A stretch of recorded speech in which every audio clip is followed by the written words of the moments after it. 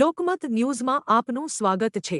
વડોદરા પાસે ગોલ્ડન ચોકડીથી દરજીપુરા તરફ જતા મુખ્ય માર્ગ પર એક ગંભીર અકસ્માત સર્જાયો છે। અકસ્માતમાં મંજુસર ગામની રહેવાસી 43 વર્ષીય દિલસા બાનુનું ઘટના સ્થળે જ કરુણ મોત નીપજ્યું છે। મળતી માહિતી અનુસાર દંપતી કેલનપુર બાજુ એક લગ્ન પ્રસંગમાં હાજરી આપવા જઈ રહ્યું હતું તે દરમિયાન હાઈવે પર ટ્રેલરની જોરદાર ટક્કર વાગતા મહિલાનું ઘટના સ્થળે જ મોત થયું હતું। અકસ્માતની જાણ થતાં સ્થાનિક પોલીસ અને 108 ઇમરજન્સી સેવા તાત્કાલિક ઘટના સ્થળે પહોંચી ગઈ હતી અને જરૂરી કાર્યવાહી હાથ ધરવામાં આવી હતી। આ દુર્ઘટનાએ એક પરિવારને ઝંખી નાખ્યો છે। માતાના અચાનક અવસાનથી 5 બાળકોનો સહારો છીનવાઈ ગયો છે, જેના કારણે વિસ્તારમાં ગમગીનીનો માહોલ સર્જાયો છે।